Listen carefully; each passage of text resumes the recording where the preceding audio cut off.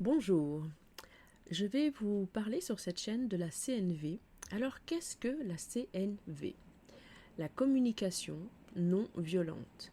Alors la communication non violente de Marshall Rosenberg, qui est né en 1934 et est mort en 2015, docteur en psychologie clinique, qui a créé et développé ce processus de la communication non violente il y a plus de 50 ans. Il a écrit de nombreux livres et s'est inspiré de Carl Rogers et Gandhi. La démarche de la CNV, elle peut être utilisée pour résoudre les conflits, améliorer les relations et accroître les performances dans tous les domaines d'activité humaines, que ce soit les écoles, les entreprises, les relations parents-enfants, les couples, la famille, les relations thérapeutiques, les prisons. Vraiment, ça intervient, je dirais, dans chaque domaine de vie finalement. La communication, elle est vraiment au centre de la relation et de notre bien-être. La CNV, la communication non violente, peut être une philosophie de vie. Elle nous invite à être davantage conscient de nos perceptions, à accueillir et gérer nos émotions, nous relier à nos besoins, apporter de la clarté à ce que nous vivons, sentons, voulons et disons, nous ouvre un dialogue sincère, respectueux et authentique. S'exprimer de façon claire en étant aligné avec soi, et etc., etc. Ce processus nous permet d'écouter l'autre avec une plus grande ouverture de conscience, dans une compréhension de cœur à cœur, dans la qualité de présence. Cet outil peut véritablement transformer votre vie. Elle nous permet de nous réapproprier la confiance et se reconnecter à nos ressources intérieures pour agir sur notre environnement et reprendre le pouvoir sur nos vies avec soi et les autres. La communication non violente est plus qu'un processus ou un langage. C'est une invitation à se reconnecter à notre intérieur, à ce qui nous entoure dans la bienveillance, l'authenticité et le respect de ce qui se vit pour chacun d'entre nous. C'est vérifier quelle est notre intention, s'interroger sur ce que nous voulons. Est-ce établir une qualité de connexion et de coopération qui favorise la satisfaction des besoins de chacun? Est-ce que nous cherchons à changer l'autre ou lui imposer notre point de vue?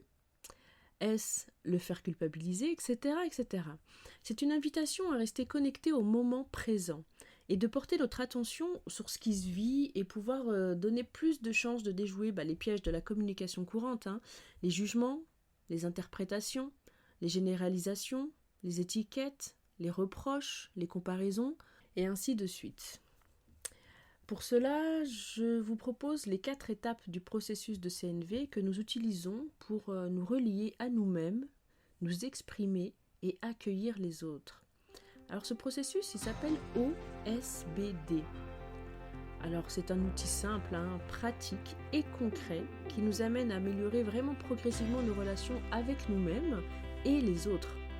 Cette pratique est un outil quotidien, tant à titre personnel que professionnel. Vous pouvez l'utiliser à chaque moment de votre vie. Donc les 4 piliers fondamentaux, donc le O qui veut dire observation, le S sentiment, B besoin et D demande. Observation, sentiment, besoin et demande. Ce processus propose une écoute empathique de l'autre et de soi, dans le ressenti et l'expérience de ce que sont les émotions et les besoins. 2 repères importants dans l'écoute. Alors c'est développer une qualité de présence à ce que vit l'autre. Et non moraliser, expliquer ou dévier sur des anecdotes, clore la discussion, aussi ça peut arriver, surenchérir, consoler, conseiller, on a plusieurs attitudes différentes. Et c'est pas ce que nous cherchons à faire avec ces 4 étapes. Alors, qui suis-je? Moi, je suis vraiment portée par la transmission et le partage d'expériences qui m'ont fait vraiment grandir, alors tant sur le plan personnel, social et professionnel. J'ai beaucoup pratiqué dans un premier temps avec mes proches, ce qui n'est pas le plus évident.